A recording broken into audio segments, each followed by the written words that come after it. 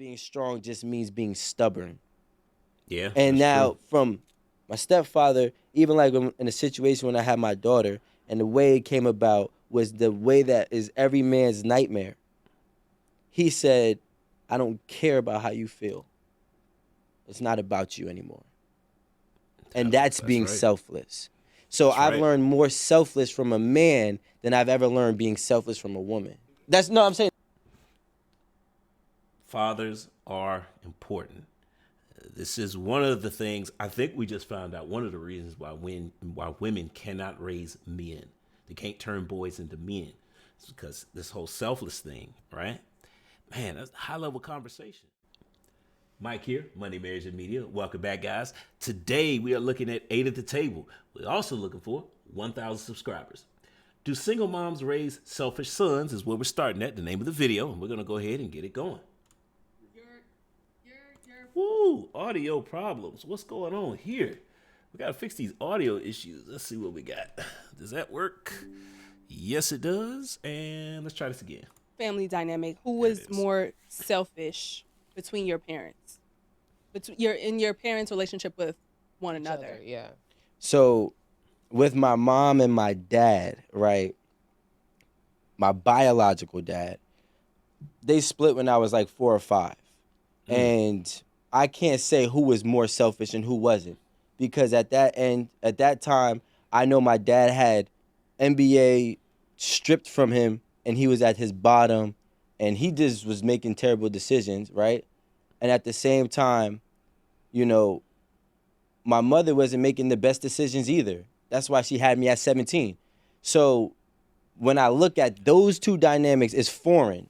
But when I say the person that I consider my stepdad, because they were not married, but they were together for 10 years, in the relationship, my mother was a lot more selfish than him.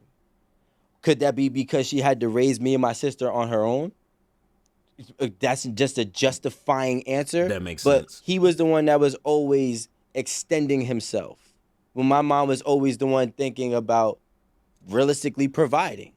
And I'm like, if you don't fall in line with this plan, you gotta go. There was no budging with her. It was her way or the highway. And he did everything that he could to like fit into it. Quick question. In a scenario like he's describing, who has who does it sound like has the leverage in that relationship? Sound off in the comments. Right? Eventually, it didn't work out. I'll bet. So, and then since then, like I don't like my mom has dated people, but my mom has not been in a serious relationship since I was probably like 18 or 19. So when you ask me who was more selfish, I would say my mom is more selfish because my mom was being selfless to her child. So in effect, any man that came along, she was being selfish too, That's fair. That's which actually is very fair. which is the reality of most of these situations. Yeah. I mean, I've seen it, but that's rare too. Unfortunately, no, it's not rare. Nah, nah, hell no. Wow. A lot. That's more common than rare. Nah. Well, I'm not saying more common than rare, but not more Wait. common than the other Your side. mother did is rare. What? Put? Women will put that kid to the side. Oh hell no. It's opposite. That's so crazy. All right, It's can we get Marie? So We're gonna go to your clinical Oh yeah. science. Okay. I'm Too weak. much background to He's talk. trying I to do can't. Marie Yeah, like that. so interestingly, like my experience is exactly the same as yours. My parents were together until I was, I believe, in like, we moved back to Atlanta in 5th grade, so like until 4th grade. And I would definitely say my dad was way more selfish than my mom was in the relationship dynamic. And I know we're not really talking about kid dynamic. That's but we're supposed interesting. to. He Usually it's was the other way definitely more around. selfish. And then I had a stepfather from like 5th grade until I went to college, and they were together until like after that. They did not marry. Very like similar. They broke up when I was around 21 when I was getting ready to graduate college. But in that situation, my mom was very similar. She's like total opposite from me. She's more masculine. She was like, this is my program. I have my kids. I have, my house, my job. I do this. I've been managing fine for a year. You can come in. You can be a part of it. And she made some decisions that were way more on the selfish side. So I think it may be something too that like second time around, you're like, no, I'm not standing for any and that's of the an the interesting BS I stood for concept. I think before. 'Cause it was very well, similar. I'll So save with it my for the dad, my summer. bio dad, who I love, whatever. He's awesome. We have a really good relationship. More selfish. Stepfather definitely more selfless, and he was there. He was along for the ride. And so what it looks like is that there's a level of trauma that the mothers Absolutely. experience, so that their Absolutely. second time Yeah. around, like you said, they move differently, and Absolutely. they weren't willing to be selfless, I guess, because where did the selflessness get them? Yeah. I think, and we do that all the time, right? That's We're what like, happens when okay, you we pick did the this wrong guy. before. I'm what just he saying. just It didn't said. work. Yo, I Had Yeah. children with the realized wrong that guy. It didn't That's what work. happens. I realized that what I did, I just learned this. This is what I've learned. I'm not, and I think this is a beautiful thing. And I've been saying this for a long time. And a line by Allison sat here and she said it. And she's a, what she said, she's a men's activist, right? She Advocate. advocate. I'm sorry, men's advocate. And she said she had a group of men tell her. She asked them like, what is like one of the common things you think that all the women that you guys have experienced collectively have, and all the men who don't know each other came up with the answer that women are ungrateful, and that's all I see is because at the same point, if I go ahead and I watch the man and tell me and that her dad pays realistically all the bills, and then at some points in times in his life and the relationship he made decisions to finally benefit himself, he's more selfish when he's been being selfless since the fucking beginning. And that's wild. So as a man, I can do everything I gotta do to provide for you, but then the second I choose my happiness for one moment, I'm the more selfish person. We don't ever get to cut slack. Men get no room to breathe. We You want to talk about frustrating? Most men can relate to that. And a lot of times we're just told that this is the way things are. You need to suck it up and be a man. Like, unfortunately, that this is the world we live in. And it just, as a man, it sucks sometimes. A lot of times we have to address this too, because when men feel unappreciated, this is how your relationship gets opened. You want to know why men step out? A lot of the times, that's the reason right there. That's the reason. They feel unappreciative, and all of a sudden the door is open to your relationship. A lot of women don't recognize the signs, and then all of a sudden, another woman comes along, and she ain't even got to be. She makes him feel appreciated. And then the wife is at home trying to figure out what happened.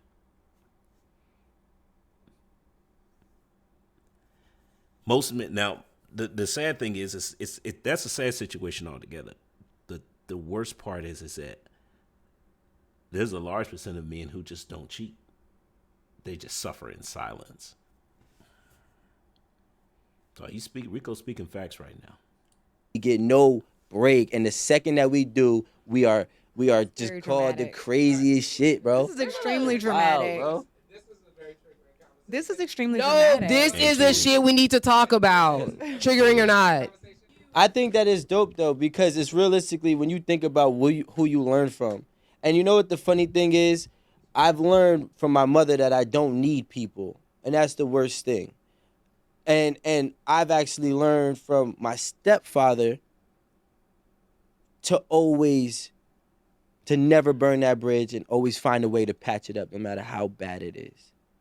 So on one end, it was like my mom was like, obviously because of the way her life was, I learned that, which gave me strength, right? But I realized that being strong is sometimes the worst thing you can ever be, because being strong just means being stubborn. Yeah. And that's now true. from my stepfather, even like in a situation when I had my daughter, and the way it came about was the way that is every man's nightmare. He said, I don't care about how you feel. It's not about you anymore. And that's being right. selfless. So That's I've right. learned more selfless from a man than I've ever learned being selfless from a woman. I'm saying. Fathers are important.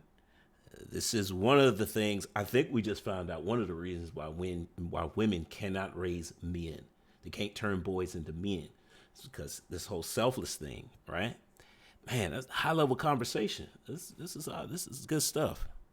And that's my life though. I'm not saying, That's what makes you how you and that's what makes, yeah, like, and that's because as a man, I like, and that's the thing. That's why I think even me and my homies, right, that they're married or in their some of them are just in relationships, and we all have the same problem. The same problem is that we feel as if we expand ourselves. Now, not every man is doing this. Don't get me wrong. Not every man. Some men are really going 50-50 for real. Some men are going 20-80, and it's 80% the woman. But for the men that are actually able to provide for their families, stay home. Like, you know what I mean? Like, you're not going outside. You're not in the streets. You're not running around doing all the hibbity hooplas. You're actually there taking care of the kid. You're playing that dad role and you're providing for your family. But yet you're still getting treated as if you're one of those other people who is doing the bare minimum. And that's when I realized that men don't really get a lot of credit for being selfless. And those type of men, not all, but those type of men, the real good guy that quote unquote finishes last. Why does he finish last? You know, part of the problem of what we're talking about here is the vetting process. I keep talking about it, I know, because it's that important, right? This is why I say, you know, again, we start talking about untapped resources. You know, was your mom helping you vet this woman for being a wife? Is your mom a wife? See, this is what I mean when I say that part of being a wife is that she need on some level she needs to be appreciative, because otherwise you end up in situations just like what Rico's talking about. You end up breaking your back to no avail. Horrible situation to be in. And you wonder why men die sooner. Yeah, it's one of the reasons. You get a lifetime of that going on. Yeah. Because he's the only one pouring into stuff and nothing is ever pouring into him. Oh, not using my words. Okay. I I see. I didn't know if you So said that's that. a very like I definitely said that. In the next 10 years, we're going to really learn. When I say we as a society and civilization is going to really learn what men really go through. And I'm seeing it happen more and more and more.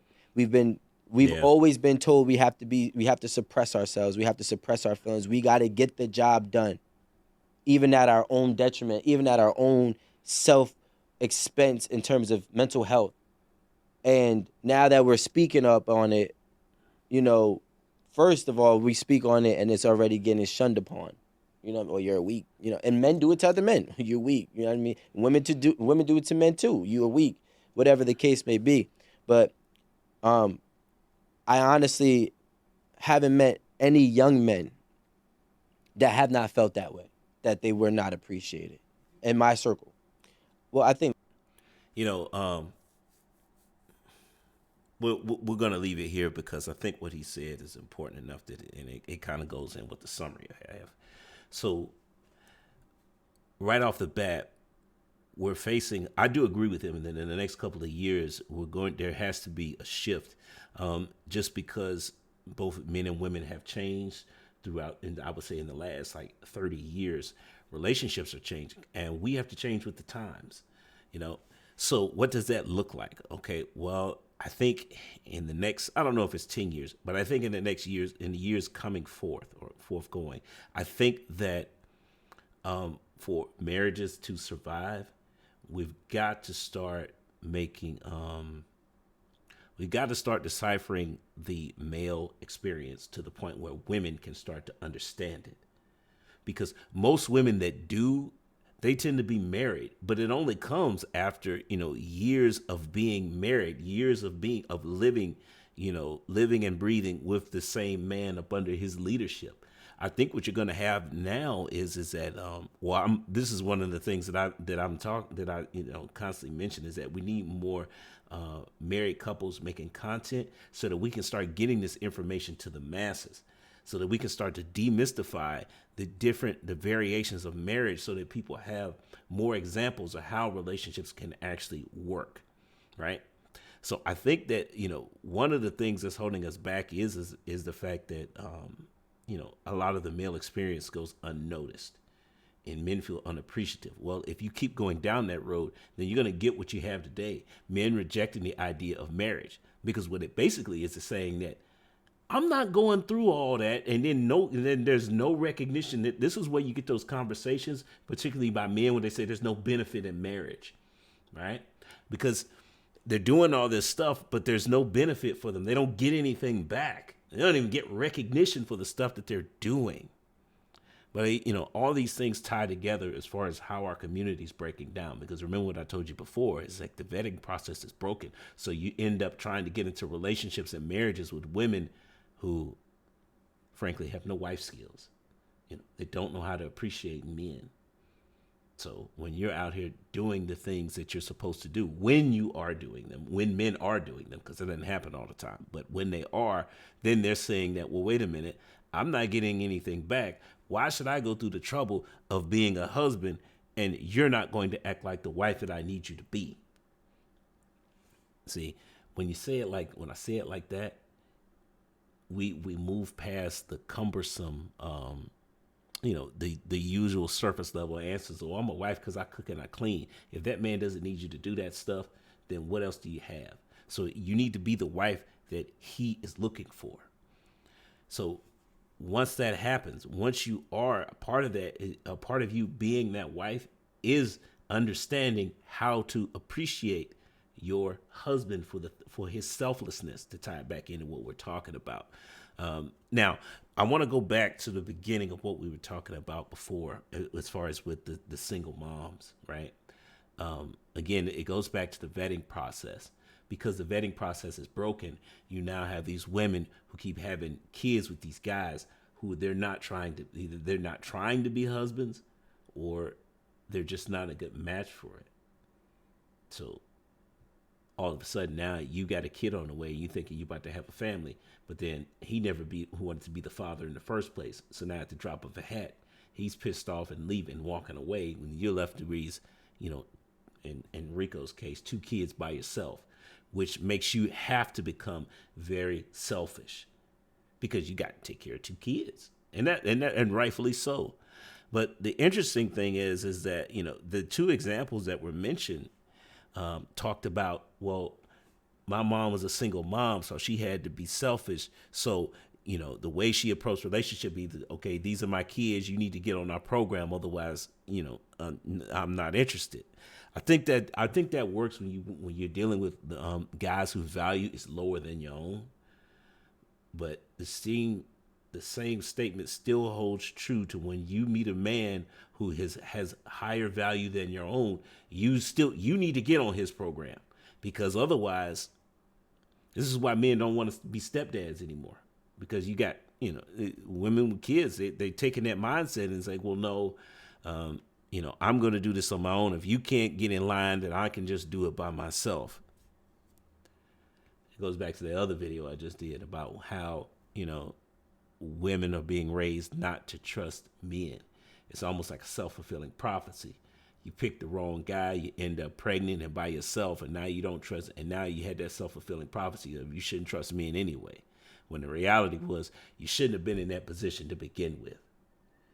So because you didn't trust men that you respect to help you with the vetting process of trying to root out guys who are not going to be a good match for you, now you're in a position to where you don't want to trust anybody else because, oh, lo and behold, but the last guy left me, so now, I can't trust any of them. Self-fulfilling prophecy. At some point, we've got to start breaking these curses that are plaguing our generations, especially if we want to rebuild the community. The funny thing is that the process of rebuilding the community will actually break the generational curses. It's crazy how that works out, right? But look, guys, this is a high-level conversation for sure. That's why I keep coming back to 8 at the table, because we have to talk about these things, as Aaron was mentioned in the video. But hey, I'm gonna say goes to the next time. Peace.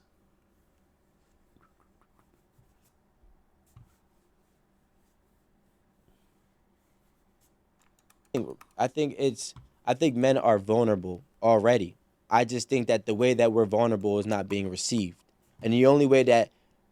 Thanks for making it to the end of this video. But do me another favor, like and subscribe, but also check out these here. Either subscribe or watch videos, one or the other. I don't know which side, but hey, all right.